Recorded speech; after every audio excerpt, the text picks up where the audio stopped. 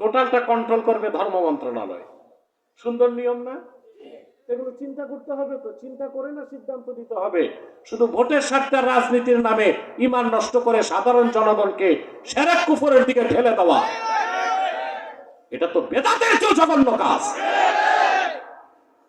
সেজন্য বলছি, আমরা অধিকাংশ মানুষ সুন্নত কি তাও বুঝি না, বেদাত কি তাও বুঝি না, সুন্নি কি তাও বুঝি না, ওহাবি কি তাও বুঝি না। নিজেরা কয় নাম্বার মুসলমান হয়েছি তাও টের পাই নাই। কথা শুনতেছেন?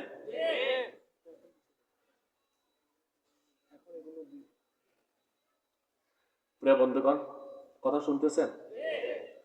তাহলে আমাদের এখানে একটা শিক্ষা, কাফের মুশরিক অমুসলিমদের সাথে মানবিক সম্পর্ক রাখা যাবে।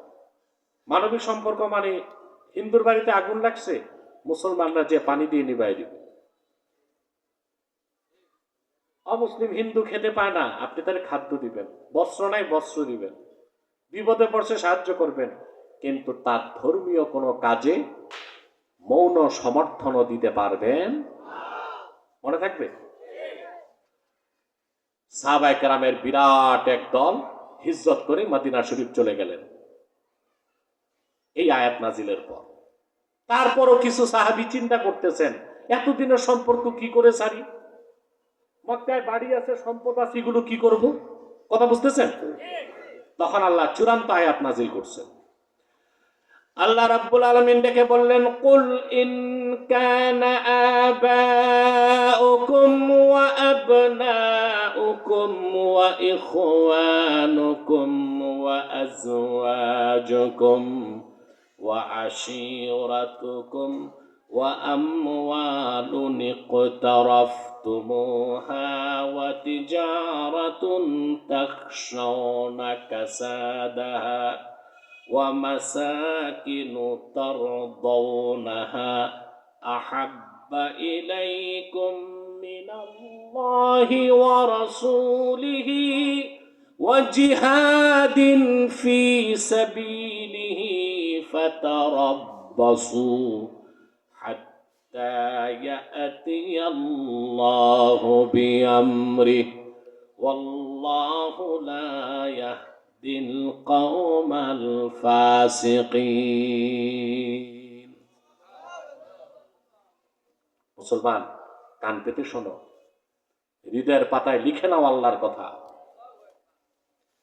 আল্লাহ ডেকে বললেন, প্রিয় হাবিব আমার মুহাম্মদ সাল্লাল্লাহু আলাইহি ওয়াসাল্লাম, আপনি বলুন, ইন কানা আবাউকুম, গণনা করেন, ইন কানা আবাউকুম ওয়া আবনাউকুম ওয়া ইখওয়ানুকুম ওয়া আজওয়াজুকুম ওয়া আশীরাতুকুম ওয়া আমওয়ালুন ইকতারাফতুমুহা ওয়া তিজারাতুন তাখশাউনা কাসাদাহা ওয়া মাসাকিনু তারদাউনাহা। মুসলমানেরা শোনো, যদি তোমাদের পিতাগণ, তোমাদের সন্তানগণ, তোমাদের ভাইগণ, তোমাদের স্ত্রীগণ, তোমাদের নিকটাত্মীয়গণ, আর সেই সম্পদ যা তোমরা অর্জন করেছ, আর সে ব্যবসা, যে ব্যবসার লসটারে ভয় পাও, আর সেসব সুরম্য বাড়িঘর যেগুলোকে তোমরা পছন্দ করো, এই সব কিছু যদি আল্লাহ, তার রাসূল এবং জিহাদ ফি সাবিলিল্লাহর চেয়ে প্রিয় হয়, ফাতারাব্বাসু, আল্লাহর আযাবের জন্য অপেক্ষা করো, হাত্তা ইয়াতি আল্লাহু বিআমরি, আল্লাহ তার পক্ষ থেকে তোমাদের বিরুদ্ধে সিদ্ধান্ত আনার আগ পর্যন্ত, ফাতারাব্বাসু আই ইনতাজিরু, অপেক্ষা করো, যতক্ষণ পর্যন্ত আল্লাহ তার রাসূলের ভালোবাসা এই সব কিছুর চেয়ে বেশি না হবে, ততক্ষণ পর্যন্ত আল্লাহ তোমাদেরকে মুসলিম মুমিন বলে স্বীকৃতি দিবেন না। আর একজন সাহাবীও এই আয়াত নাজিলের পর মক্কা মুকাররমায় থাকলেন না। সব বাড়িঘর ছেড়ে, সন্তান বাপকে ছেড়ে, বাপ সন্তানকে ছেড়ে, স্বামী স্ত্রীকে ছেড়ে, স্ত্রী স্বামীকে ছেড়ে, বাড়িঘর ব্যবসা সব ছেড়ে আল্লাহ তার রাসূলের ভালোবাসায় হিজরত করে ফেললেন। সুবহানাল্লাহ। সাহাবায়ে কেরাম আল্লাহর পরীক্ষায় উত্তীর্ণ হয়েছেন এবং আল্লাহকে প্রমাণ দিয়েছেন, আল্লাহ জীবনের চেয়ে বেশি তোমাকেও তোমার রাসূলকে ভালোবাসে, প্রমাণ দিয়েছেন। আমি একটা দৃষ্টান্ত দিচ্ছি। রাসূলুল্লাহ সাল্লাল্লাহু আলাইহি ওয়াসাল্লামের একজন জলিলুল কদর সাহাবী ছিলেন মুসআব বিন উমাইর রাদিয়াল্লাহু তাআলা। কি নাম ছিল? মুসআব ইবনু উমাইর রাদিয়াল্লাহু তাআলা। রাসূলুল্লাহ সাল্লাল্লাহু আলাইহি ওয়াসাল্লামের জলিলুল কদর সাহাবী, গোটা আরবে শ্রেষ্ঠ ধনীদের একজন ছিলেন তিনি। আসমাউর রিজালের কিতাবে এসেছে, মুসআব বিন উমাইর ইসলাম গ্রহণের আগে তার সম্পদ কি ছিল তার কোনো হিসাব নাই। প্রত্যেক দিন তিনি তার দস্তরখানে 70 জন মেহমানকে বসাতেন। সুবহানাল্লাহ বলবেন। কয়জন মেহমান? মেহমানদের সামনে খাবার পরিবেশন করতেন সোনা রূপার বাটিতে। আপ্যায়নের পরে বাটি ঘটি একটাও ফেরত নিতেন না, সোনা রূপার বাটি মেহমানদেরকে হাদিয়া করে দিতেন। এরকম একজন মহান ধনী ব্যক্তির নাম মুসআব ইবনে উমাইর। তিনি ইসলাম গ্রহণ করলেন। ইসলাম গ্রহণের সাথে সাথে তার সহায় সম্পদ সব কিছু বাদ দিলেন। বাবা ছাড়লেন, মা ছাড়লেন। বদর যুদ্ধ তিনি রাসূলুল্লাহর পক্ষে যুদ্ধ করতে গেলেন। সুবহানাল্লাহ। আপনার কি মাহফিলে না কবরস্থানে? এটা বুঝবো কেমন? বুঝাইতে তো হবে, থাকলে হবে না, আওয়াজের সাথে থাকতে হবে।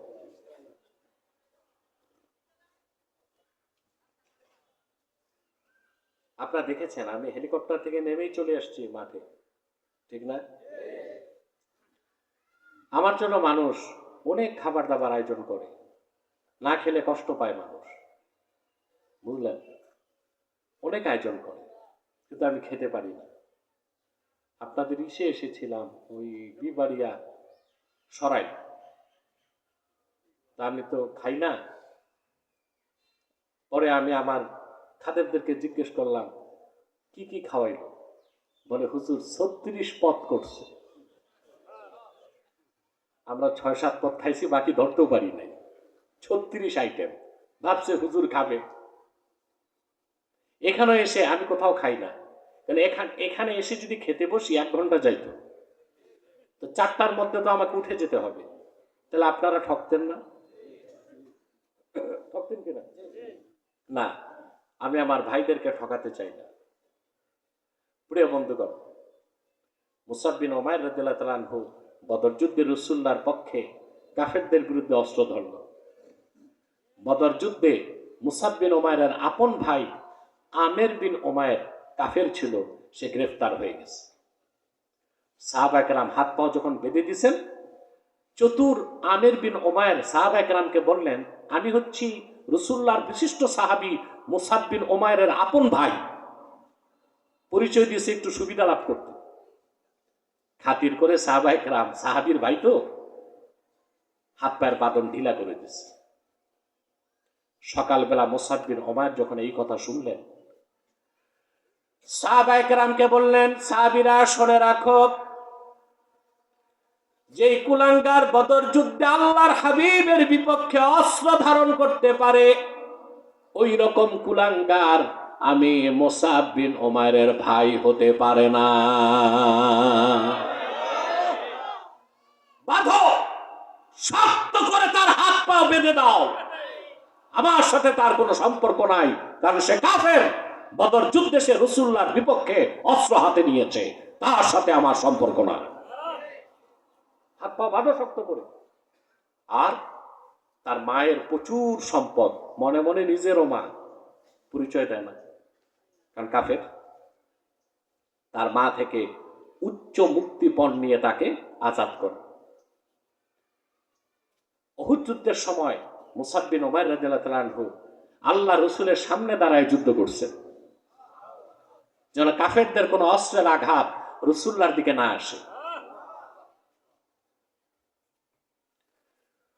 উহুদের ময়দানে আল্লাহর হাবিবের একদম সামনে ঢালের মতো দাঁড়ায় ছিলেন হযরতে আবু উবাইদা ইবনুল জাররাহ। রাসূলুল্লাহ সাল্লাল্লাহু আলাইহি সাল্লামের দিকে যতগুলো তীর এসেছে, বল্লম এসেছে, সবগুলো আবু উবায়দা ইবনুল জাররাহ তার বুকের মধ্যে নিয়েছে। রাসূলুল্লাহ ডানে বামে তাকালে বলতেন, আপনার কদমে আমার বাবা মা কোরবান হোক। ডানে বামে তাকাবেন না, কাফেরদের একটা অস্ত্রের আঘাত আপনার দিকে যেতে দিব না, আমি শরীর পেতে নিব। রেজাল শাস্ত্রবিদগণ লেখেন, উহুদ যুদ্ধের পরে রাসূলুল্লাহ ৭০ জন সাহাবী শাহাদাত বরণ করছেন, কিন্তু আবু উবায়দা শহীদ হন নাই। তার শরীরে ৯০টার বেশি আঘাতের চিহ্ন ছিল। তারপর আল্লাহ রাসূল সাল্লাল্লাহু আলাইহি সাল্লামকে উহুদ ময়দানে রক্ত দিতে হয়েছে। ওনার দান মোবারক শহীদ হয়েছিল, আপনারা জানেন, ঠিক কিনা বলেন? আবু উবায়দা ইবনুল জাররাহের সাথে আরেকটা লোক কাফেরদের সাথে মৃত্যু পর্যন্ত লড়াই করেছেন, তার নাম মুসাব বিন উমাইর। মক্কার আরবের সবচেয়ে ধনী মানুষটা আল্লাহ তার রাসূলের ভালোবাসায় বাড়িঘর ছাড়লেন, বাবা মা আত্মীয় স্বজন ছাড়লেন, উহুদ ময়দানে সে জীবনটাও দিয়ে দিলেন। ৭০ জন সাহাবীর লাশ সারিবদ্ধ করে রাখা। মুসাব বিন উমাইরের লাশের কাছে আল্লাহর হাবিব এসে দাঁড়ালেন। মুসাব বিন উমাইরের তামাম দেহের মধ্যে রক্ত লেগে আছে। আল্লাহর হাবিব সাহাবায়ে কেরামকে বললেন, এ হচ্ছে আমার সাহাবী মুসাব বিন উমাইর। ওয়ালাকাদ রাআইতুহু ওয়া আলাইহি বুরদান লা তুরাফু কিমাতুহুমা। ধনী অবস্থায় তার শরীরে এমন 2টা চাদর আমি দেখেছি যার মূল্য কত কারো জানা ছিল না। ওয়া ইন্না শিরাকা আলাইহি মিন যাহাবিন। আমি আরো দেখেছি আমার মুসাব যে জুতা পায়ে দিয়ে হাঁটতো, সেই জুতার ফিতা ছিল খাঁটি সোনার তৈরি।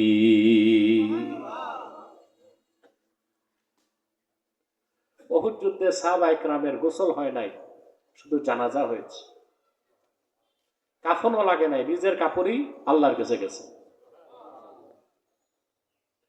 মুসাব বিন উমাইরের কাপড়টা, এত ধনী মানুষ, তার শরীরের কাপড় দিয়া যখন কাফন দিতে গেছে, সাহাবায়ে কেরাম দেখে পা ঢাকলে মাথা খোলা থাকে, মাথা ঢাকলে পা খোলা থাকে।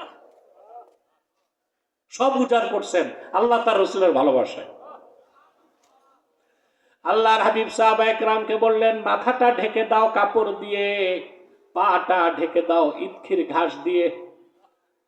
আমি একটা প্রমাণ দিলাম, সাহাবায়ে কেরাম আল্লাহ তার রাসূল নূর নবীজি আমার মুহাম্মদ সাল্লাল্লাহু আলাইহি সাল্লামকে জীবনের চাইতে বেশি ভালোবাসতে পেরেছিলেন, ঠিক কিনা বলেন?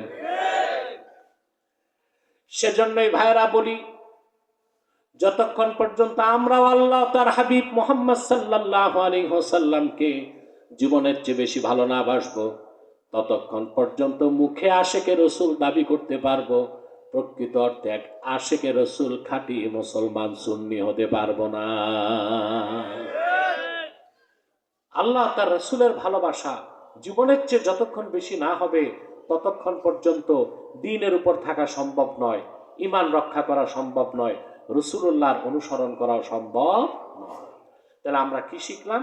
জীবনের চেয়ে বেশি আল্লাহ তার হাবিব মুহাম্মদ সাল্লাল্লাহু আলাইহি ওয়াসাল্লামকে ভালোবাসবো এবং জীবনের সকল ক্ষেত্রে আমরা আল্লাহর হাবিব মুহাম্মদ সাল্লাল্লাহু আলাইহি ওয়াসাল্লামের উম্মত হিসেবে ওনার অনুসরণ করব, যেটা আল্লাহ বলেছেন, ফাত্তাবিউনি ইউহিব্বুকুমুল্লাহ। মুহাম্মদ সাল্লাল্লাহু আলাইহি ওয়াসাল্লাম আপনি বলুন, তোমরা আমার অনুসরণ করো, আল্লাহ তোমাদেরকে ভালোবাসবেন।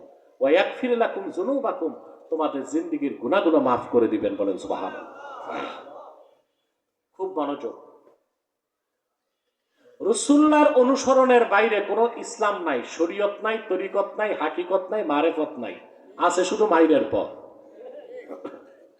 রাসূলুল্লাহর ইত্তেবা বা অনুসরণটাই তো ইসলাম, এর বাইরে ইসলাম আছে? এখন বাংলাদেশে বিগত সরকারের সময় ছিল এক জাতীয় বুদ্ধিজীবী, এখন বের হয়েছে আরেক জাতীয় বুদ্ধিজীবী। আগে ছিল শাহরিয়ার কবিরের মতো নাস্তিকরা, এখন হচ্ছে ফরহাদ মজহারের মতো আস্তিকরা। কিন্তু উভয় জাত ইসলামের শত্রু, অমুসলিম। ফরহাদ মজার এত লম্বা দাড়ি, এগুলো চাষতে বেলেটে হবে না, কোদাল লাগবে। সে নিজের দাবি করে মুসলমান, কিন্তু খোঁজ নিয়ে দেখেন সে রসুলুল্লাহর দ্বীনই মানে না, সে লালনের ধর্ম মানে। আর প্রচার করে আমরা সুফিবাদী ইসলাম মানি।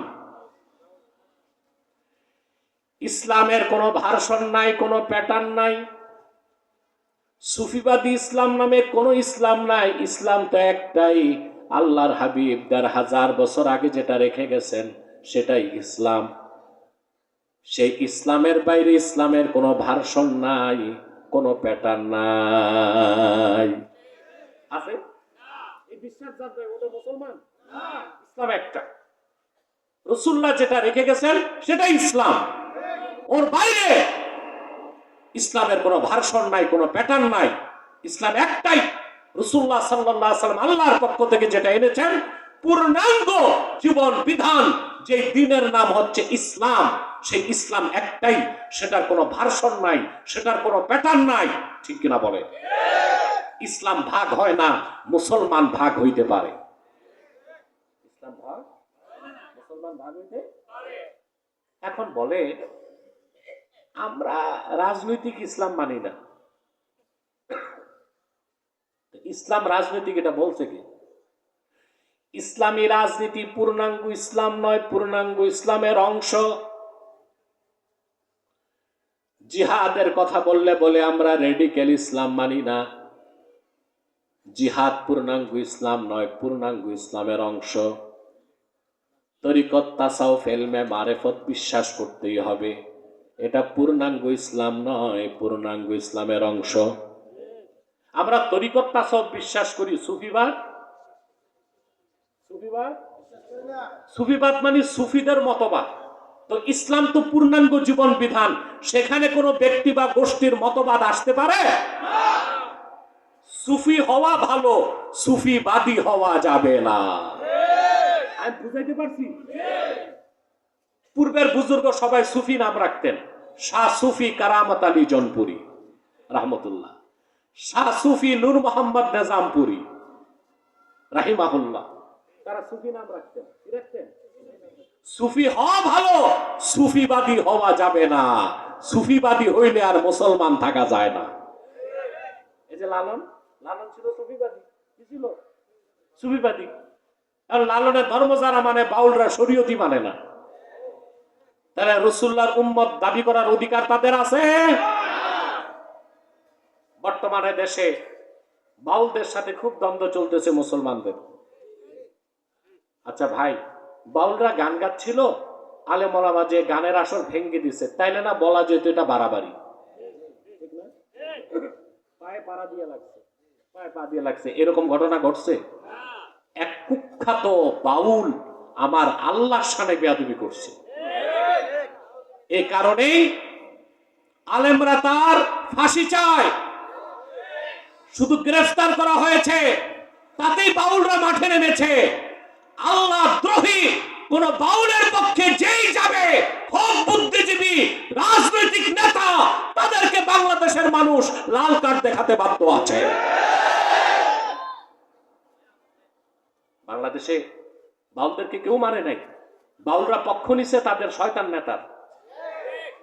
আমাদের দ্বন্দ্বটা হচ্ছে ওই যেটা শয়তানটা, বড় শয়তানটার নাম কি? আবুল। এটা আসলে আবুল। সে তো আল্লাহর শানে বেয়াদবি করছে, এটাকে মুসলমান মেনে নিতে পারে? এখন তার পক্ষ যারা নিছে, স্বাভাবিকভাবে তারা মুসলমানদের শত্রু হয় কিনা? কথা বলেন। আল্লাহর শানে, রাসূলুল্লাহর শানে বেয়াদবি করবে, ইসলাম নিয়ে কটূক্তি করবে। আমরা আন্দোলন করলে নাস্তিকরা বলবে বাক স্বাধীনতা। কি বলে? বলে এটা ফ্রিডম অফ স্পিচ, বাক স্বাধীনতা। আবার নাস্তিকরা আরেকটা কথা বলে, freedom of expression, freedom of expression, অর্থাৎ মত প্রকাশের স্বাধীনতা। আচ্ছা ভাই বলেন তো, মানুষ কয় পোটলা গাঞ্জা খেলে এটা বলতে পারে বাক স্বাধীনতা?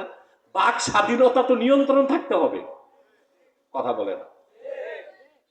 এখন যা খুশি তা যদি বলা যায়, আপনি যদি শ্বশুরে বলেন দুলাভাই কেমন আছেন, শ্বশুর যদি কয় হারামজাদা তুই আমার দুলাভাই বললি কেন, আপনি বলবেন শ্বশুর this is my freedom of speech, এটা আমার বাক স্বাধীনতা, আমরা দুলাভাই কিছু সমস্যা কি, এটা চলবে? কথা বলেন। আচ্ছা ভাই, যা মন চায় তা কি করা যায়? এটারে নাস্তিকরা নাম দিয়েছে মত প্রকাশের স্বাধীনতা। আরে যা মন চায় তা তো করা যায় না। বাউলদের পক্ষ নিছে এবার এনসিপি, এনসিপি এনসিপি, এই যে এনসিপি, ন্যাশনাল চিলড্রেন পার্টি, এই নামটা আমি দিছি 8 মাস আগে, এখন 2 দিন আগে নাম বদলাইছি তাদের, এখন আর ন্যাশনাল চিলড্রেন পার্টি বলি না, বলি ন্যাশনাল চেঞ্জ পার্টি, বদলাই গেছে। এটা আরেকটা নাম দিয়েছে পিসাব, ন্যাশনাল ক্রিমিনাল পার্টি, এটাও চলে। এরা পক্ষ নিছে বাউলদের, কারণ এরা হচ্ছে বহুত্ববাদে বিশ্বাসী। এই যে এনসিপি, এরা হচ্ছে বহুত্ববাদে বিশ্বাসী। এদের পয়সা আসে আমেরিকা থেকে, ইহুদি জর্জ সরস টাকা পাঠায় বহুত্ববাদকে প্রতিষ্ঠিত করার জন্য। এই জন্য তারা বাক স্বাধীনতাকে বিশ্বাস করে, মত প্রকাশের স্বাধীনতাকে বিশ্বাস করে। আমরা বলি বাক স্বাধীনতা আমরা মানি যদি তা হয় নিয়ন্ত্রিত, মত প্রকাশের স্বাধীনতাকে মানি তা যদি হয় শৃঙ্খলার মধ্যে। এখন যা খুশি তাই যদি মনে চাইলে করা যায়, তো এনসিপির নেতাদেরকে বলবো, মনে করো তোমরা মতিঝিলে সমাবেশ করতেছো, আর কারো মন চাইলো প্যান্ডেলের উপর উঠে তোমাদের মাথায় পেশাব করে দিল, অপরাধ হবে? মত প্রকাশের স্বাধীনতা, কথা বলে। ফরহাদ মজহারকেও বলবো, তুমি মত প্রকাশের স্বাধীনতা, আমরা যদি পাই তোমারে ঢাকায় কোদাল দিয়া দাড়িগুলো চাইসা দিব, এটা আমাদের মত প্রকাশের স্বাধীনতা। আল্লাহর শানে, রাসূলুল্লাহর শানে, ইসলামের শানে, আল্লাহ তার রাসূলের শানের খেলাফ, ইসলামের শানের খেলাফ, ঈমান ইসলাম কোরআনের বিরুদ্ধে কথা বলা বাক স্বাধীনতা নয়, ইসলাম দ্রোহিতা। ইসলাম দ্রোহীর একমাত্র শাস্তি হচ্ছে মৃত্যুদণ্ড।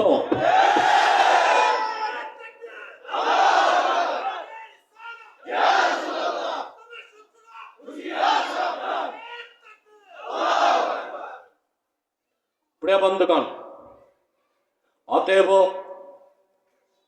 Freedom of speech, freedom of expression, বাক স্বাধীনতা, মত প্রকাশের স্বাধীনতা হতে হবে নিয়ন্ত্রিত, সত্যের মানদণ্ডে উত্তীর্ণ, বাস্তবসম্মত এবং কল্যাণকর, এবং কল্যাণকর। এখন যা মন চায় তা করবেন। একটা পূর্ণবয়স্ক মানুষ যদি ল্যাংটা হয়ে মাঠের মাঝখানে আসে, কেউ বসতে পারবেন? সে বলবে এটা আমার মন চাইছে, তোমার কি? এই যে এখন কিছু বিশ্ববিদ্যালয়ের মেয়েরা পোশাকের স্বাধীনতা চায়, কি চায়? ওনারা বোরখা পরবে না, ভালো কথা, বোরখা পরবা না, হেজাবও লাগাবো না, তারপরে এখন প্যান্ট শার্ট পরবো, তারপর প্যান্ট ছোট হতে হতে হতে হতে হাঁটুর উপরে আসছে, গেঞ্জি ছোট হতে হতে হতে হতে পেটে আসছে, উলঙ্গ। কারণ ছেলেরাও যদি আমরাও পোশাকের স্বাধীনতা চাই, লুঙ্গি খুলে যদি হাঁটে, মেয়েগুলো যাবে কই?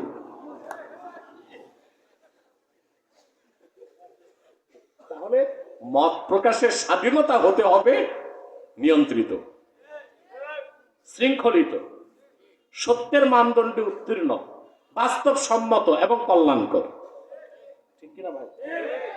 তাহলে কথাগুলো আশা করি আপনাদেরকে বুঝাতে পারছি। আমি আমার ঘড়ি টড়ি নাই, টাইম দেখি নাই, সময় কত?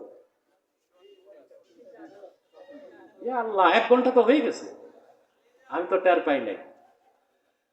আল্লাহ করিম, আর 10-15 মিনিট কষ্ট করবেন। যে যে ভাইগুলো দাঁড়ায় আছেন, আল্লাহর রাস্তে বসেন না একটু। আমি জানি না আপনারা কে কে খান বাহাদুর আসানুল্লাহ নাতিপুতি। আল্লাহর হস্তে প্যান্ডেলটা মাশাআল্লাহ আল্লাহ ভরে দিছেন, একটু জায়গা ডান পাশে আছে, এই জায়গাটা পুরা করে বসেন। আসুন আসুন বসুন, যত বসে আদব রক্ষা করবেন তত বেশি বরকত পাবেন ইনশাআল্লাহ।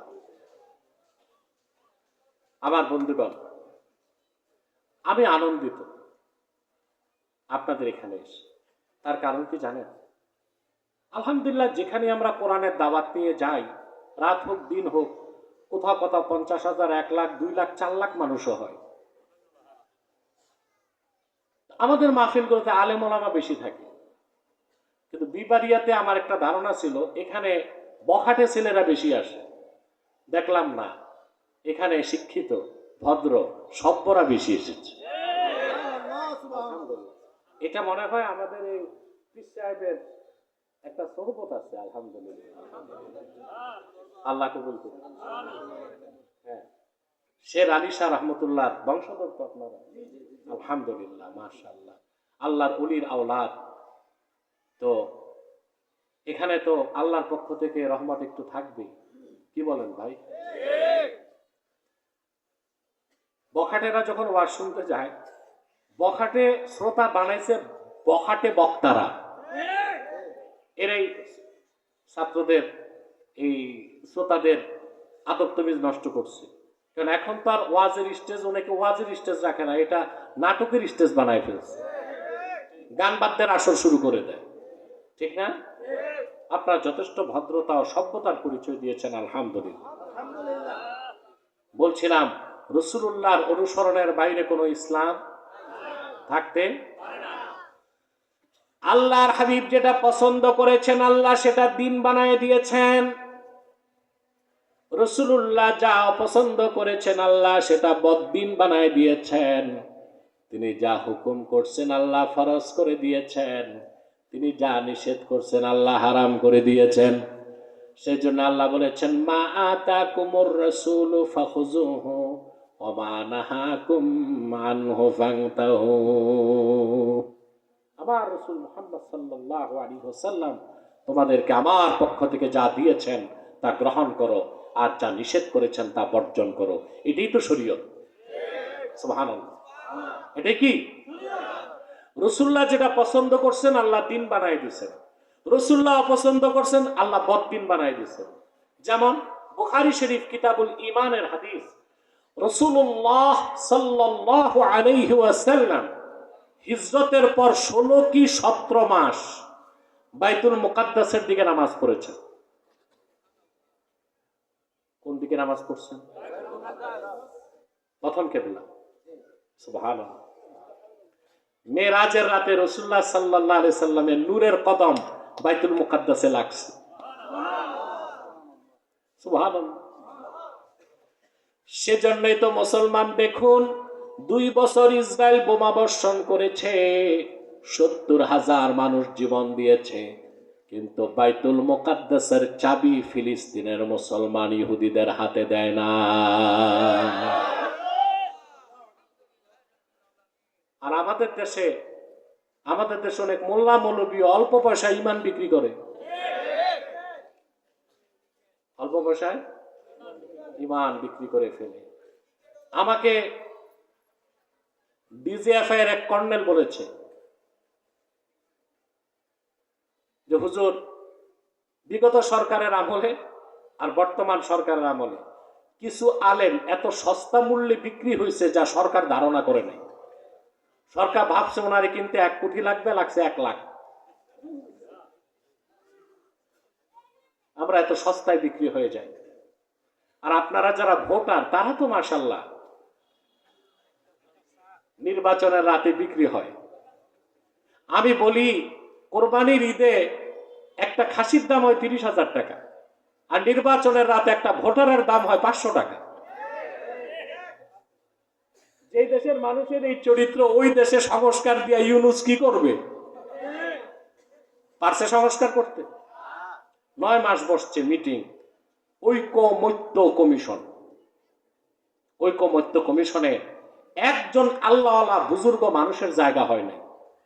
সব মার্কিন নাগরিক, নাস্তিক, বামপন্থী, অ্যাথিস্ট, তাদেরকে দিয়া ঐকমত্য কমিশন করছে সংস্কার করতে। যারা নিজেদের চরিত্র সংস্কার করে নাই তারা কিভাবে বাংলাদেশের সংস্কার করবে? 9 মাস বসছে। 9 মাসে ঐকমত্যে আসছে 84টা 88টা বিষয়। কটা বিষয়? আর 44টা বিষয় পয়েন্ট অফ ডিসেন্ট, এগুলোতে একমত হইতে পারে না। এই 9 মাসে মিটিং এ চা নাস্তার খরচ গেছে 54 লাখ টাকা। লাখ? যারা দেশ সংস্কারে এসে চা বিস্কুট খায় 54 লাখ টাকা, তারা আর কি সংস্কার করবে দেশে? তারপর দেশ ভালো হয়ে গেছে, চুরি বন্ধ হয়ে গেছে? কথা বলে। দুর্নীতি আগে যারা ছিল গোশতগুলো খেয়ে গেছে, হাড্ডি রেখে গেছে, এখন যারা আছে হাড্ডি চাটতেছে। কি বলবো দুঃখের কথা, যে বাচ্চাগুলো নেতৃত্ব দিচ্ছে জুলাই আন্দোলনে, এদের চেহারার দিকে তাকায় দেখেন 5 তারিখের আগে মুখে গোশত নাই, আর 1 বছর এখন চর্বি গলে গলে পড়তেছে চেহারাতে। আগে খাইতো ঘুষ, আগে যারা ছিল বস্তা দিয়া, এরপর ঘুষ চলছে চেক বইতে, এখন ঘুষ যায় ক্রিপ্টো কারেন্সিতে। এটা দেখা যায় না, এটা ডিজিটে টিপে বিটকয়েনে দিয়ে দেয়, বিটকয়েনে। আমার কথা হচ্ছে কোরআন সুন্নাহ বাদ দিয়া আল্লাহ আল্লাহ বুজুর্গ মানুষকে দূরে রেখে দেশের কোনো কল্যাণ বা সংস্কার হতে পারে না। বাইতুল মুকাদ্দাসে 1500 বছর আগে রাসূলুল্লাহর নূরের কদম লাগছিল। মুসলমান 1500 বছর পরে 70,000 মুসলমান জীবন দিয়ে দিল, চাবিটা ইহুদিদের হাতে দেয় নাই। আল্লাহু আকবার বলেন। আমার দেশের আলেম ওলামা, ইসলামপন্থী ইসলামী আন্দোলনের নেতাদের উচিত ফিলিস্তিনের মুজাহিদদের কাছ থেকে জিহাদ করার প্রেরণা লাভ করা, এটা শেখা উচিত। আমরা মৌলবীরা, বাংলাদেশি পীর সাহেবরা, আলেমরা, বক্তারা, স্কলাররা, বক্তা প্রবক্তা, স্কলার, স্ক্রু ড্রাইভার সবই তো আছে। আমরা শুধু খাওয়াটা শিখছি, ঠিক না? আরামে ঘুমাইতে শিখছি। কিন্তু এই পৃথিবীর বিভিন্ন জনপদে মুসলমান ইসলামের জন্য রক্ত দিচ্ছে, সেটা দেখি না আমরা। তাদের থেকে আমাদের অনুপ্রেরণা লাভ করা উচিত। তো প্রথম কিবলা বাইতুল মুকাদ্দাস। মদিনা মুনাওয়ারাতে যাওয়ার পর রাসূলুল্লাহ সাল্লাল্লাহু আলাইহি সাল্লাম 16 কি 17 মাস বাইতুল মুকাদ্দাসের দিকে নামাজ পড়ছেন, কিন্তু রাসূলুল্লাহ দিলের টানটা ছিল কাবার দিকে। আল্লাহ রাসূল একবারও আল্লাহর কাছে মুখে বলেন নাই, বারবার আকাশের দিকে তাকাতেন। তার কারণ রাসূলুল্লাহ মনে করতেন আল্লাহ তো সবই জানেন। কোরআন সাক্ষ্য দেয়, আল্লাহ তাআলা কোরআন শরীফে বলেন, কদ নারা তাকাল্লুবা ওয়াজহিকা ফিস সামা।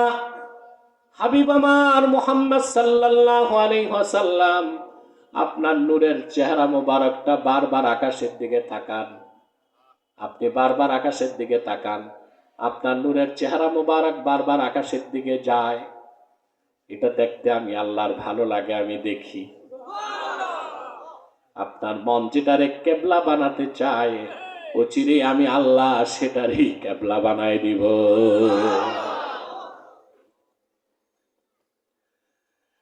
আল্লাহর হাবিব সাল্লাল্লাহু আলাইহি সাল্লাম মদিনা মুনাওয়ারাতে